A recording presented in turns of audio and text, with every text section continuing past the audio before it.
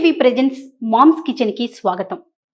ప్రతిరోజు ఈ దేవీ నవరాత్రులకు సంబంధించి అమ్మవారి అలంకరణ, అలానే ఆ రోజు యొక్క విశిష్టత, వాటితో పాటుగా నైవేద్యాలు, ఇవన్నీ రమ్మగారు నేను కలిసి మీ అందరికీ అందిస్తున్నాం కదా.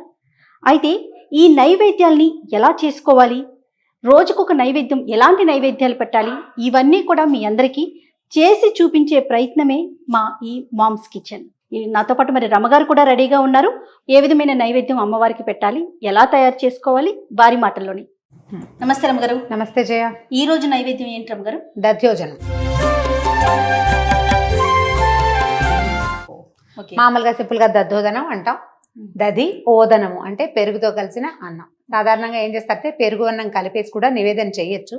మనం చిన్న తాలింపు పెట్టి అమ్మవారికి అందంగా కనపడేలాగా, వస్తువు వాసన బాగుండేలాగా చేస్తాం. అలాగే బియ్యం కడిగేసి పెట్టుకున్నారు రమ్మగారు.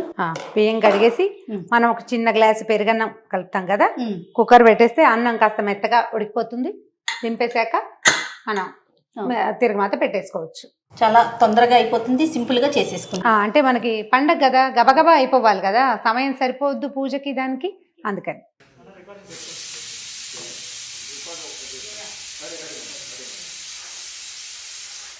రమ్మగారు అయిపోయినట్లుందండి. కుక్కర్ అయిపోయింది కదా, దీన్ని పక్కన పెట్టుకుందాం. ఇది చల్లారే లోపల మనం ఏం చేద్దామంటే పెరుగులో తాలింపు వేసుకుందాం.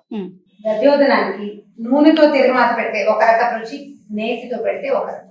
మనం నైవేద్యం కదా చేస్తాం, చాలా ఇంట్లో చెయ్యము, కొంచెం చేస్తాం కదా. నేతితో తిరగమాత పెడితే బాగుంటుంది. దీంట్లో కూడా జీడిపప్పులు వేసుకోవచ్చు.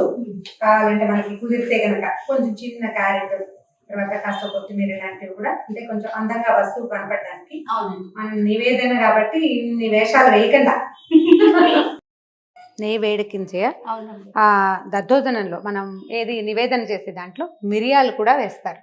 మిరియాలు కూడా వేసుకోవచ్చు, అంటే అలవాటుని బట్టి, మన ఇంట్లో అలవాటుని బట్టి.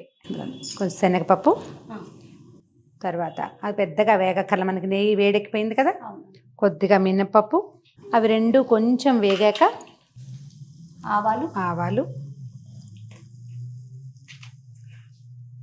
జీలకర్ర, ఓకే వేగిపోతున్నాయి కదా. ఎండుమిర్చి,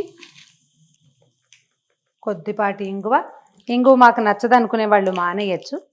అయితే ఏంటంటే ఇందులో మనం అల్లము అవి కూడా వేసుకుంటాం. వేగిపోయినాయి కాబట్టి ఇదిగో పచ్చిమిర్చి. తర్వాత అల్లాన్ని కంటికి కనపడకుండా చేయండి. నేనేం చేస్తున్నానంటే ఇందులో కూరేసి వేసేస్తున్నా, కనిపించదు, వేగిపోతుంది, రుచిగా ఉంటుంది, పదార్థం బాగుంటుంది. ఓకే, తర్వాత తీసేసేయి, వేడింగ్ ఉండకూడదు. కరివేపాకు వేస్తే ఏమవుతుందంటే నూనె కొంచెం చల్లారిపోతుంది, మనం ఏ నెయ్యి పెట్టామో అది ఆపేసి అంతే. ఓకే, దీంట్లో నువ్వు జీడిపప్పులు వేసుకోవచ్చు, మిరియాలు వేసుకోవచ్చు, మన అలవాటుని బట్టి. ఓకే, దాంట్లో కాదు, పెరుగులో ఈ తిరగమాత వేసేస్తాం. పెరుగులో వేసేసి కలిపేసాం చూడు, తాలింపు వేసి కలిపేసి ఉప్పు వేసుకుంటాం సరిపడా. మామూలుగా అన్నంలో పెరుగు కలిపేసి దాంట్లో తాలింపు వేస్తే ఒక రకంగా ఉంటుంది జయ. అవునండి, అప్పుడు మనకి అందాజుగా తెలీదు, మనం తాలింపు వేసేసాక అది బిగిసిపోవచ్చు. అందుకని ముందే పెరుగులో గనక తాలింపు వేసేసుకుని ఈ పెరుగుకి సరిపడా అన్నాన్ని కలుపుకుంటే ప్రసాదం చక్కగా భోజ్యంగా ఉంటుంది, అమ్మవారికి పెట్టడానికి బాగుంటుంది.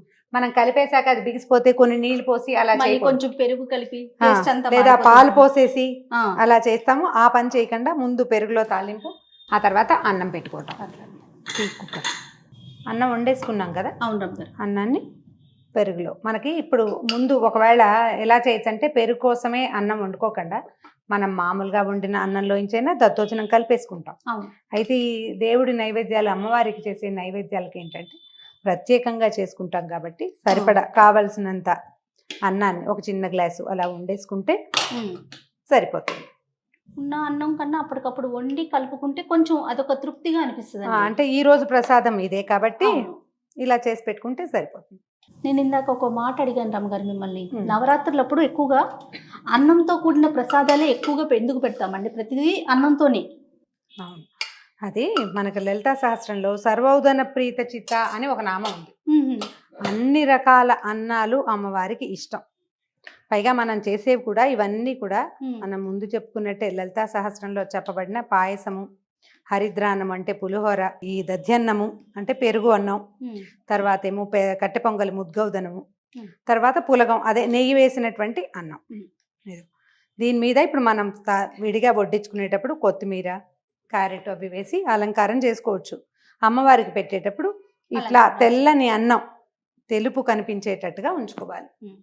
ఇదిగో మన దద్దోజనం రెడీ. సులువుగా చక్కగా ఒక పదార్థమైనా పెట్టుకుని దద్దోజనం చేసిన రోజున మనం ఏమి తీపి పెట్టలేదు, ఒట్టిగా కమ్మటి పదార్థమే పెట్టామనిపిస్తే ఆ రోజు పానకం, వడపప్పు నైవేద్యం చేసి దాంతో పాటుగా దద్దోజనం కూడా చేస్తే అమ్మవారికి ఇష్టమైన పదార్థము పూర్తి స్థాయిలో నైవేద్యం కూడా పూర్తయిపోతుంది. దద్దోజనం రెడీ.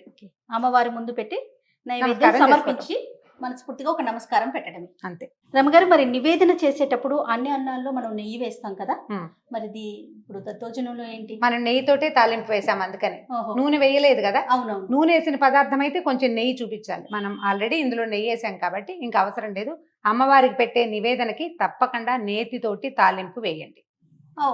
నేతితో తాలింపు వేసేది నేతితో, లేని పక్షంలో పైన వేసే అవకాశం ఉన్న వాటికి పైన వేసుకోవాలి. వాటి అద్భుతంగా వచ్చింది రమగారు మనకి. అయితే రేపటి నైవేద్యంతో మళ్ళీ కలుద్దామండి. అలాగే చేయం. ఇక ఈ వీడియో కనుక మీకు నచ్చినట్లయితే లైక్ చేయండి, షేర్ చేయండి. మరిన్ని ఇంట్రెస్టింగ్ వీడియోస్ కోసం మా ఛానల్ని సబ్స్క్రైబ్ చేసుకోండి.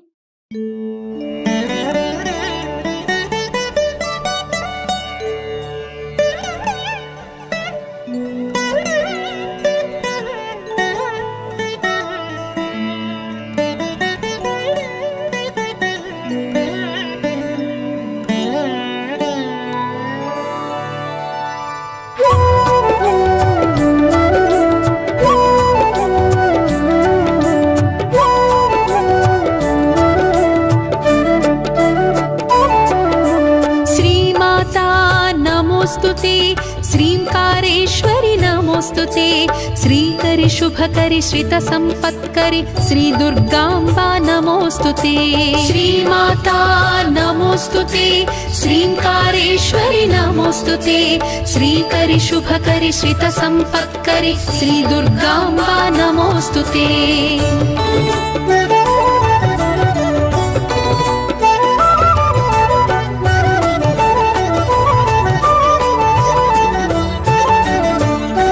शिवा भवानी नमोस्तुते शिवार्थमोहिनी नमोस्तुते गौरी शांकरि शांभवी भार्गवी श्री दुर्गांबा नमोस्तुते शिवा भवानी नमोस्तुते शिवार्थमोहिनी नमोस्तुते गौरी शांकरि शांभवी भार्गवी श्री दुर्गांबा नमोस्तुते।